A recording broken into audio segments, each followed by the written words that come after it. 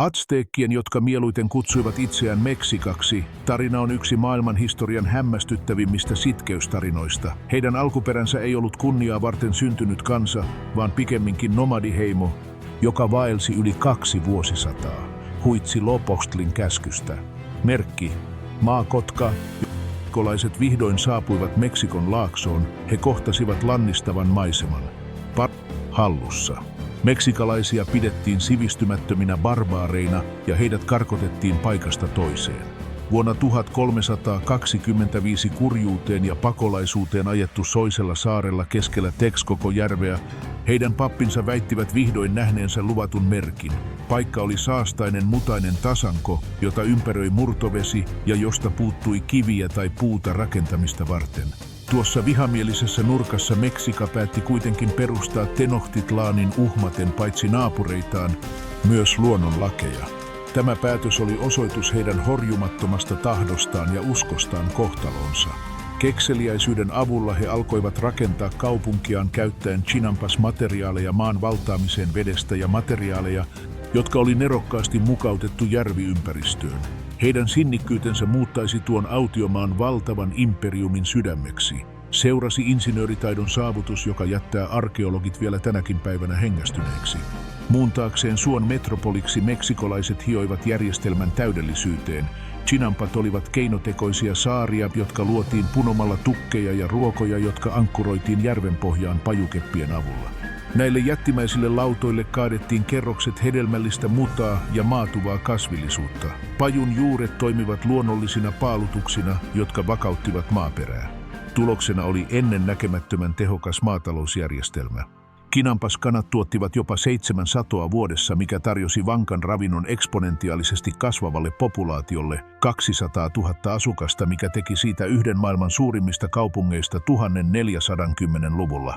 Tenochtitlanin kaupungista tuli kaupunkisuunnittelun ihme. Koska se sijaitsi keskellä järveä, meksikolaiset rakensivat 3 valtavaa kivistä pengertietä, Tepeyachin, Iztapalapan ja Tlacopanin, jotka yhdistivät saaren mantereeseen.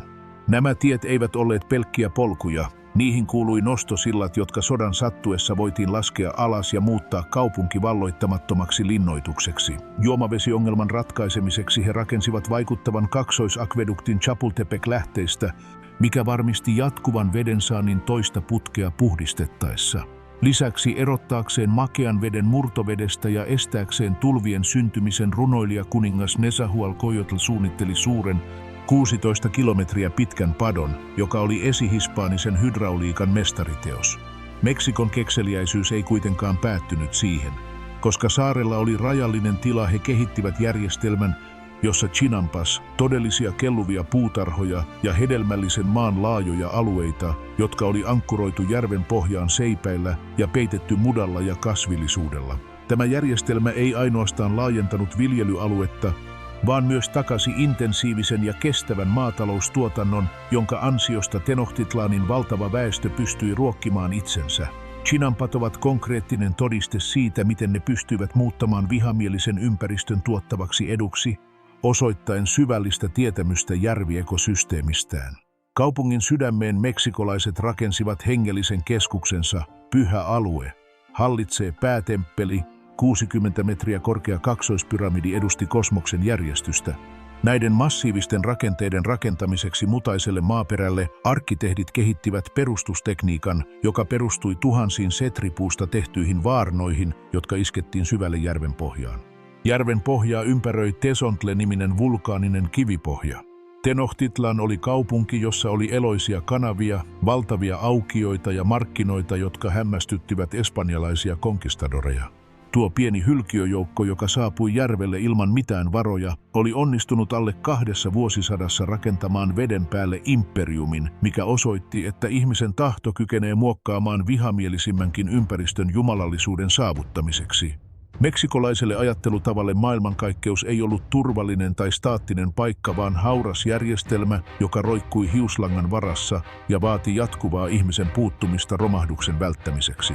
Azteekit uskoivat, että maailma oli jo käynyt läpi 4 aiempaa aikakautta, joita kutsuttiin aurinkoiksi ja joista jokainen päättyi täydelliseen katastrofiin, jaguarien nielaisemaksi, hurrikaanien voimakkuuksien tuhoamaksi tulisateiden tuhoamaksi tai yleismaailmallisen tulvan tuhoamaksi. He elivät 5. aurinko, liikkeen aurinko, Ollin. He olivat vakuuttuneita siitä, että heidänkin aikakautensa päättyisi väkivaltaisesti maanjäristysten kautta, jos he eivät täyttäisi pyhää velvollisuuttaan. Tämä näkemys syklisestä ja katastrofaalisesta ajasta loi uskonnollisen kiireellisyyden, joka saneli heidän politiikkansa ja olemassaolonsa jokaisen osa-alueen. Meksikan Pantheon oli monimutkainen kaksoisvoimien verkosto. Sen huipulla oli Ometeotl, kaksinaisuuden miehen ja naisen jumala, joka edusti kaiken olemassa olevan alkuperää. Tästä olennosta syntyivät kosmoksen 4 pilaria. Tezcatlipocan sisarukset. Kulttuurin kannalta vaikutusvaltaisin oli Quetzalcoatl, sulkakäärme, viisauden, tuulen ja elämän jumala, joka legendan mukaan matkusti Manalaan varastamaan muinaisten kuolleiden luita ja luomaan nykyisen ihmiskunnan. Hänen ikuinen kilpailijansa oli Tezcatlipoca, savuava peili, yön, taikuuden ja mielivaltaisen kohtalon valtias. Tämä viisauden, valon ja kohtalon pimeyden välinen jännite loi energian, jota maailma tarvitsi pyöriäkseen. Suurimman uhrin vaatinut jumala oli kuitenkin Huitzilopochtli, aurinko ja sodan jumala. Meksikolaisille aurinko kävi joka yö todellista taistelua pimeyden voimia, kuuta ja tähtiä vastaan. Jotta auringolla olisi tarvittava voima nousta joka aamu ja voittaa pimeys, sen täytyy ravita itseään arvokkaalla vedellä, ihmisverellä. Uhrausta ei pidetty sadismin tekona, vaan välttämättömänä ja tuskallisena toimenpiteenä. Papit, joiden ruumiit oli maalattu mustiksi ja hiukset rituaaliverestä takkuisiksi, käyttivät obsidiaaniveitsiä irrottaakseen vankien sydämet korkealla päätemppelissä. He uskoivat, että kuolemalla tällä tavalla soturista tuli auringon seuralainen, joka 4 vuoden kuluttua muuttui kolibriksi tai perhoseksi elämään ikuisesti kukkien keskellä. Tämä näkemys tuonpuoleisesta oli ainutlaatuinen. Toisin kuin kristinuskossa, jossa kohtalo riippuu siitä, miten elit, palkinto vai rangaistus, atsteekkien kohtalo riippui, miten kuolit. Taistelussa kaatuneet soturit ja synnytyksessä kuolleet naiset, joita pidetään uuden elämän vangitsevina sotureina, menivät korkeimmalle paikalle. Veteen liittyviin syihin, hukkumiseen tai salamaniskuun kuolleet menivät Tlalocanin jumala Tlalokin paratiisiin. Loput aloittivat vaarallisen 4 vuoden matkan kohti Mictlania, Mictlantecuhtlin hallitsema 9-kerroksinen Manala-maailma. Heidän täytyi ylittää aavikot, joissa tuulet olivat teräviä ja joet raivosivat koiran avustuksella Xoloitzcuintle, että hän tunnistaisi heidät, jos he olisivat olleet hyviä eläimille eläessään. Kaiken tämän toiminnan maantieteellinen keskipiste oli päätemppeli Tenochtitlanissa. Tämä pyramidi oli kirjaimellisesti fyysinen esitys heidän pyhistä vuoristaan, Coatepec-kukkulasta, jossa Huitzilopochtli syntyi, ja ravinnon kukkulasta, jossa Tlaloc varastoi maissin, sijoittamalla huipulle 2 temppeliä. Toisen sinisen sateelle ja toisen punaisen sodalle atsteekit tasapainottivat imperiuminsa 2 perustarvetta, maanviljelyä ja valloitusta. Jokainen temppelin kivi oli täynnä kosmista merkitystä, ja jokainen sen huipulla suoritettu uhri oli ihmiskunnan epätoivoinen yritys estää 5. auringon sammuminen ja ylläpitää maailmankaikkeuden tasapainoa, joka heidän profetioidensa mukaan oli väistämättä tuomittu katoamaan. Atsteekkien yhteiskunta oli laajentumista ja kurinpitoa varten suunniteltu tarkkuuskone. Toisin kuin muissa sivilisaatioissa, joissa sukulinja oli kaikki kaikessa, Atsteekkien maailmassa oli sotilaallinen meritokratia, joka antoi rohkeimmille miehille mahdollisuuden nousta yhteiskunnalliseen asemaan. Rakennetta johti Huitlatlaoani, puhuja, monarkki, joka ei ollut ainoastaan poliittinen ja sotilaallinen johtaja, vaan myös jumalten edustaja maan päällä. Hänen alaisuudessaan yhteiskuntapyramidi oli selvästi jakautunut Pipiltin aatelisto, jolla oli asemia hallituksessa ja papistossa, ja Macehualtin tavallinen kansa, joka oli maanviljelijöitä, käsityöläisiä ja sotilaita, jotka ylläpitivät imperiumin taloutta. Kaikki keisarista vaatimattomimpiin talonpoikiin elivät kuitenkin erittäin tiukan, säästöihin ja velvollisuuteen perustuvan käyttäytymissäännöstön alaisuudessa. Tämän rakenteen tukipilari oli esimerkillinen koulutusjärjestelmä, joka oli antiikin maailmassa ainutlaatuinen pakollisuutensa ja julkisuutensa ansiosta. Kouluja oli 2. Kalmekak oli tarkoitettu aateliston lapsille. Siellä he oppivat luostarikurin alaisuudessa tähtitiedettä, teologiaa, historiaa ja hallintotaitoja. Koulutus oli raakaa. Heidät herätettiin keskiyöllä suorittamaan kylmävesikylpyjä ja uhrautumaan itseään taianomaisilla orjantappuilla murtumattoman luonteen luomiseksi. Toisaalta Telpotskalli oli tavallisten ihmisten koulu, joka keskittyi pääasiassa sotilaskoulutukseen ja ammattien oppimiseen. Molemmissa tapauksissa tavoite oli sama: kouluttaa yksilöitä, jotka asettavat valtion hyvinvoinnin ja jumalten kunnian henkilökohtaisten halujensa edelle. Meksikolaisen miehen korkein kunnianosoitus oli päästä eliittisoturiksi. 2 arvostetuinta ritarikuntaa olivat Kotkasoturit ja Jaguar-soturit. Näihin veljeskuntiin liittyäkseen sotilaan täytyi todistaa kyvykkyytensä vangitsemalla vähintään 4 vihollista taistelukentällä. Heidän tappamisensa ei riittänyt, sillä sodan tavoitteena oli saada eläviä vankeja uhrattavaksi. Kotkasoturit, jotka yhdistettiin aurinkoon ja päivään, käyttivät puisia kypäriä, jotka jäljittelivät kotkan päätä, ja höyhenillä peitettyjä pukuja. Jaguarisoturit, jotka edustivat yötä ja manalaa, käyttivät jaguarin nahkoja ja kypäriä, joissa oli kulmahampaat. Taistelussa heidän pääaseensa oli makuahuitl-puinen vasara, jonka obsidianiterät olivat niin terävät, että espanjalaisten aikakirjojen mukaan ne saattoivat mestata hevosen yhdellä iskulla. Yksi kiehtova ja tappava puoli heidän ulkopolitiikassaan oli kukkasodat Xochiaoyotl.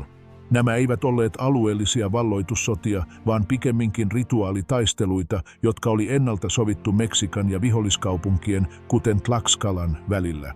Tarkoitus oli kaksitahoinen: ylläpitää joukkojen koulutusta rauhan aikana ja ennen kaikkea saada jatkuvasti vankeja rituaalisia uhrauksia varten.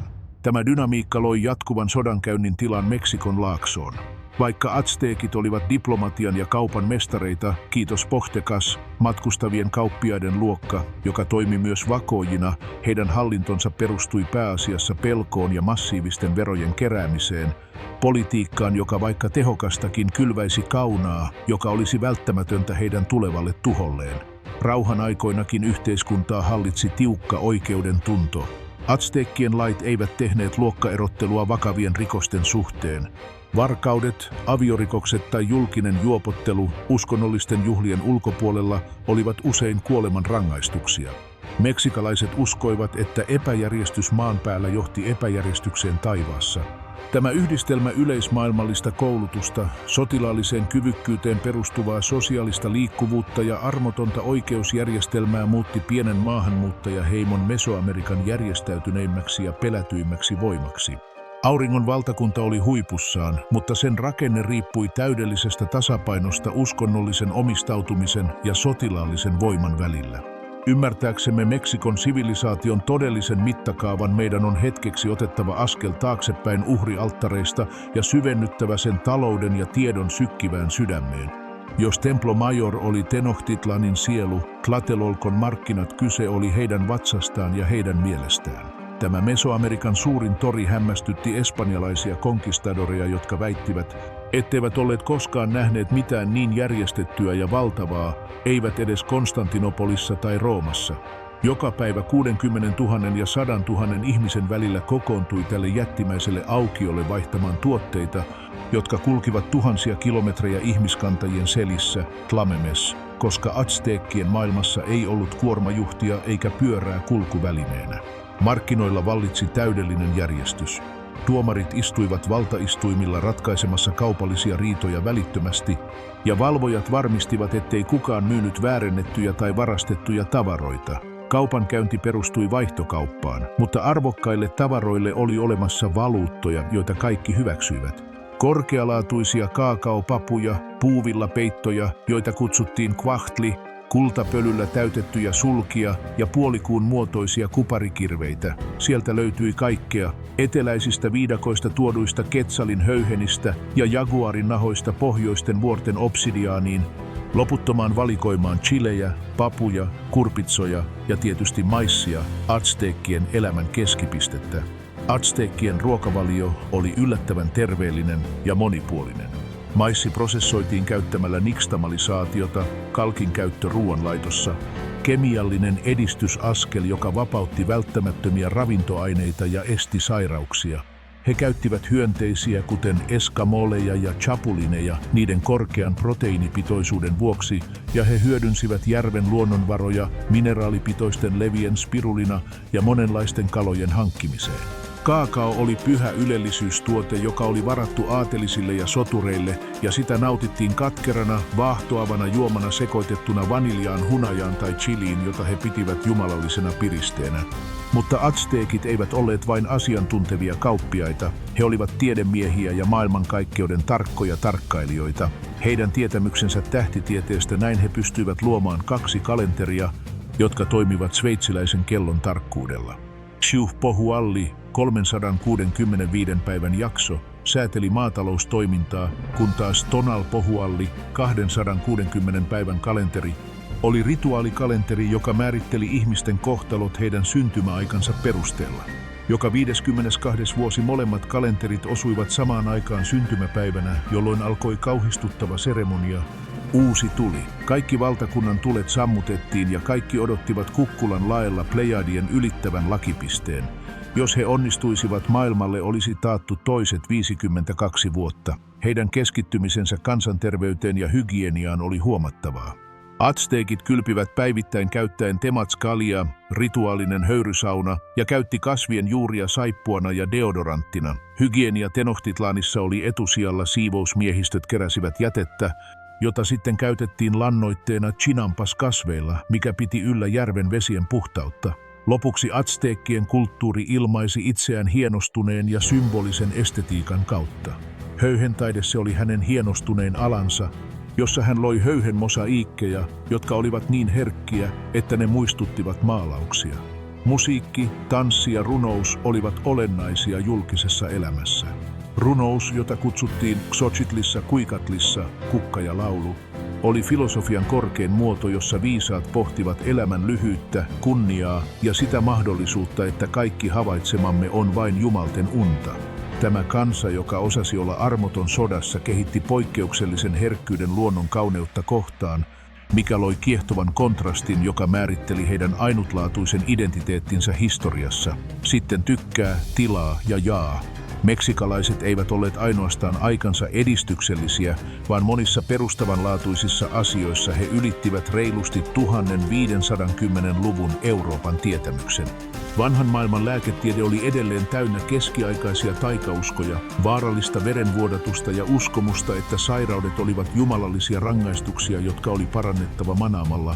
Mutta azteekkien lääkärit, jotka tunnettiin nimellä Tixitl, he harjoittivat lääketiedettä, joka perustui huolelliseen havainnointiin ja tietosanakirjamaiseen luonnon tuntemukseen.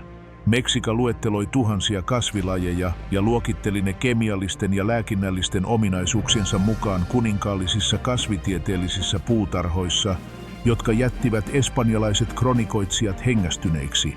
He käyttivät kasveja kuten peyotea ja sieniä, teonanacatl, tehokkaina puudutteina monimutkaisten leikkausten suorittamiseen. He pystyivät vähentämään murtumia ja lastaamaan luun murtumia hämmästyttävän tarkasti ja jopa käyttivät ihmisen hiuslankoja avohaavojen ompeluun levittämällä kasvihartseja, jotka toimivat luonnollisina antiseptisinä aineina infektioiden estämiseksi. Meksikolaisille fyysinen terveys oli erottamattomasti yhteydessä hygieniaan ja henkiseen tasapainoon. Toisin kuin aikakauden eurooppalaisissa kaupungeissa, joissa kylpeminen oli harvinaista ja kadut toimivat avoimina viemäreinä, Tenochtitlan oli ihme kansanterveyden alalla.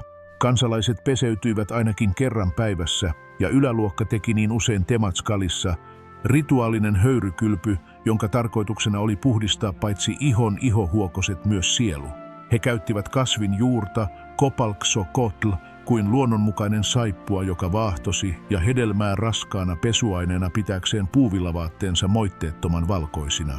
Kaupungin tekniikkaan kuului tuhansien ihmisten siivousprikaatit, jotka partioivat kaduilla ja kanavilla joka aamu. Ihmisjätteitä ei haaskattu, vaan ne kerättiin järjestelmällisesti käytettäväksi tehokkaana orgaanisena lannoitteena chinampas-viljelmillä, sulkemalla täydellisen ekologisen kierron, joka piti Texcoco-järven vedet vapaina saasteista, jotka aiemmin vaivasivat muun maailman suurkaupunkeja. Lopulta azteekkien identiteetti ilmeni estetiikan kautta, joka yhdisti äärimmäisen teknisen hienostuneisuuden syvälliseen hengelliseen symboliikkaan. Heidän hienostunein ja arvostetuin alansa ei ollut kultaseppätaito, vaan höyhentaide. Amantekas, höyhentaiteilijat loivat mosaikkeja ja päähineitä käyttämällä tuhansia ketsalin, aran ja kolibrin höyheniä ja kiinnittivät ne kasvipohjaisilla liimoilla luodakseen teoksia, jotka muuttivat väriä valossa ja joita pidettiin arvokkaampina kuin mitään jalometallia. Mutta kuvataiteen yläpuolella oli sana. Musiikki, tanssi ja runous olivat koulutuksen ja julkisen elämän pilareita. Runoutta ei pidetty pelkästään viihteenä, vaan korkeimpana filosofian ja jumalallisen yhteyden muotona, jota nahuatlin kielellä kutsutaan xochitlissa, kuikatlissa, kukka ja laulu. Runoissaan meksikolaiset viisaat ja hallitsijat pohtivat yllättävän melankolisesti olemassaolon lyhyyttä, soturin kunniaa ja sitä ahdistavaa mahdollisuutta, että maallinen todellisuus oli vain jumalten ohikiitävä unelma. Tämä syvällinen maailmankuva oli kyllästetty traagisella tietoisuudella ajasta ja kohtalosta. Totuutta etsittiin jatkuvasti kauneuden kautta. He uskoivat, että vain taiteen, kukkien ja laulun avulla voi vangita jotain jumalallisesta olemuksesta maailmassa, joka oli tuomittu tuhoutumaan. Imperiuminsa loistosta ja sotilaallisesta mahdista huolimatta heidän läsnäolossaan oli läsnä älyllistä nöyryyttä kosmoksen valtavuuden edessä. Tämä kansa, joka taistelukentällä kykeni osoittamaan vertaansa vailla olevaa raivoa ja pelottavaa armottomuutta, samalla vaali erinomaista herkkyyttä ja syvää hellyyttä luontoa, kukkia ja lintuja kohtaan. He löysivät terälehden hauraudesta oman katoavaisuutensa heijastuksen. Tämä kiehtova kontrasti uhriveren ja runouden herkkyyden välillä määrittelee Meksikon ainutlaatuisen identiteetin historiassa. Sivilisaatio, joka kulki obsidiaaniveitsi toisessa ja samettikukka toisessa kädessä, aina tietoisena siitä, että heidän aurinkonsa, historiansa 5. jonain päivänä lakkaisi paistamasta syöstäen heidät uuden kosmisen syklin pimeyteen. Hänen uskonnollinen ja sotilaallinen kiihkonsa oli pohjimmiltaan kilpajuoksua tuota väistämätöntä rappiota vastaan. Vuosi 1519 se merkitsi 5. auringon romahduksen alkua.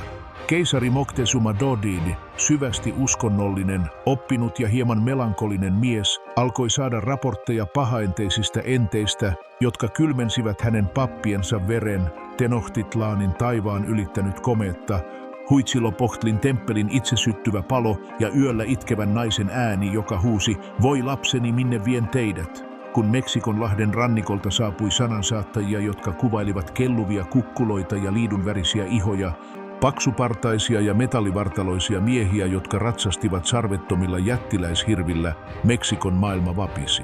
Omien ennustustensa vangitsemana Moctezuma mietti, todistiko hän Quetzalcoatlin paluuta, sulkakäärmeen, joka legendan mukaan palaisi idästä 1 ruokovuoden aikana valtaamaan valtaistuimensa takaisin. Hernán Cortés, Extremadurasta kotoisin oleva aatelismies, poikkeuksellisen poliittisesti tarkkanäköinen, nousi maihin tuskin 500 sotilaan kanssa, mutta hän toi mukanaan 2 asetta, jotka olivat voimakkaampia kuin hänen tykkinsä, tiedon ja kaunan.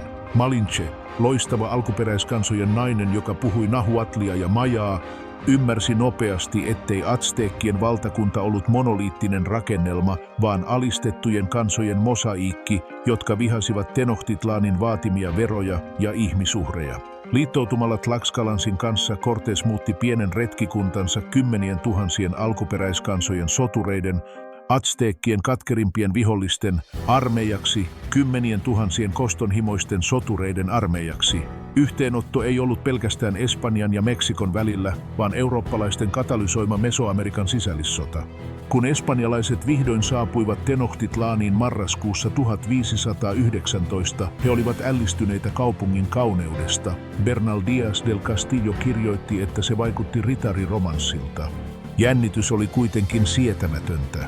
Diplomaattiselta vastaanotolta alkanut päättyi Moctezuman sieppaukseen omasta palatsistaan ja kuukausia myöhemmin julmaan verilöyly suurella temppelillä, jossa espanjalaiset peläten hyökkäystä teurastivat meksikolaisen aateliston uskonnollisen juhlan aikana.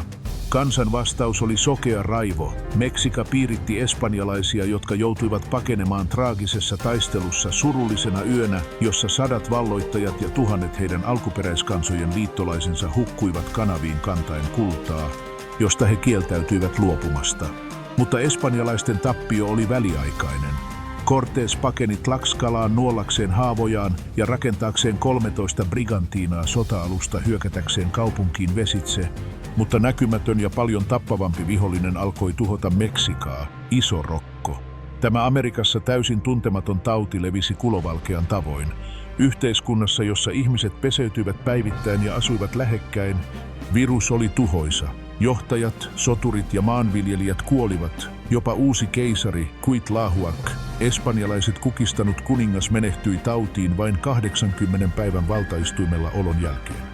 Isorokko ei ainoastaan tappanut ihmisiä, vaan myös tuhosi kansan moraalin, joka näki tässä vitsauksessa selvän merkin siitä, että heidän jumalansa olivat hylänneet heidät. Tenochtitlanin viimeinen piiritys, joka alkoi toukokuussa 1521, se oli yksi historian rajuimmista taisteluista. 80 päivän ajan viimeinen keisari, nuori ja urhea Cuauhtémoc, hän johti sankarillista vastarintaa talo talolta, kanava kanavalta. Espanjalaiset katkaisivat Chapultepecin akveduktin jättäen kaupungin ilman makeaa vettä ja tukkivat kaikki vesijohtoyhteydet. Nälkä ja jano kävivät sietämättömiksi. Taudin ja piirityksen heikentämä meksikolainen taisteli, kunnes kuoleman löyhkä kaduilla oli sietämätön. 13. elokuuta 1521 Cuauhtémoc vangittiin hänen yrittäessään paeta kanootilla. Kun nuori keisari vietiin Cortesin eteen, hän osoitti espanjalaisen tikaria ja pyysi tätä tappamaan hänet, sillä hän ei enää pystynyt puolustamaan kansaansa. Hänen kukistuttuaan 5. aurinko sammui ikuisiksi ajoiksi ja uuden maailman kauneimman kaupungin raunioille alkoi rakentua erilainen maailma, joka syntyi tuskasta, sekoittumisesta ja tuhkasta. Tenochtitlanin kukistuminen ei ollut azteekkien kulttuurin loppu, vaan syvällisen ja tuskallisen muodonmuutoksen alku, joka synnytti nykyisen Meksikon. Templo Mayorin raunioille espanjalaiset rakensivat Metropolitan Cathedral-katedraalin käyttäen samoja kiviä kuin pyramideista symbolisena uskonnollisena päällekkäisyyden tekona. Meksikan henki osoittautui kuitenkin paljon kestävämmäksi kuin heidän rakennuksensa. Fyysisestä tuhosta huolimatta azteekkien kieli, nahuatl, se on säilynyt ja sitä puhuu edelleen yli 1,5 miljoonan ihmistä. Sanat, joita käytämme kaikkialla maailmassa, kuten suklaa, tomaatti, avokado, kojootti tai purukumi, ovat tämän kansan suoraa perintöä ja muistuttavat meitä siitä, että heidän vaikutuksensa on läsnä pöydissämme ja jokapäiväisessä sanastossamme. Meksikon perintö elää myös heidän kuoleman maailmankuvassaan. Kuolleiden päivä. Vaikka katolisuus on vaikuttanut meksikolaiseen kulttuuriin, se säilyttää azteekkien filosofian ytimen, ajatuksen siitä, että kuolleet palaavat elämään elävien keskuudessa ja että matka Mictlaaniin ei ole loppu, vaan siirtymävaihe. Meksikon lippu esittelee ylpeänä Tenochtitlanin perustamismyyttiä, kaktuksella istuvia kotkaa ja käärmettä, symbolia, joka muistuttaa jokaista meksikolaista siitä, että heidän identiteettinsä juontaa juurensa Huitzilopochtlin ennustuksesta. Mesoamerikkalainen ruokavalio, joka perustuu maissiin, chilipaprikoihin ja papuihin, on edelleen meksikolaisen keittiön selkäranka ja se on tunnustettu maailmanperintökohteeksi. Esineiden ja sanojen tuolla puolen azteekkien todellinen perintö on heidän esimerkkinsä sinnikkyydestä ja kyvystään luoda kauneutta vastoinkäymisten edessä. He olivat äärimmäisyyksien kansa, raivokkaita sotureita ja herkkiä runoilijoita, pragmaattisia insinöörejä ja syvällisiä mystikkoja. Heidän tuhonsa opettaa meille imperiumien hauraudesta, mutta heidän kulttuurinen selviytymisensä kertoo juurien vahvuudesta. Tänään kävellessä Meksikon kaduilla voi tuntea muinaisen Tenochtitlanin värähtelyn asfaltin alla. Meksikalaiset eivät ole menneisyyden kansa, he ovat elävä osa nykyisyyttä, muistutus siitä, että olemme sivilisaation lapsia, joka jopa maailmanlopun edessä kieltäytyi unohtumasta. 5. aurinko on laskenut, mutta sen valo jatkaa loistamista kulttuurissa, taiteessa ja kansakunnan sydämessä, joka ei unohda suuruuttaan. Seuraavaksi tykkää, tilaa ja jaa, nähdään taas.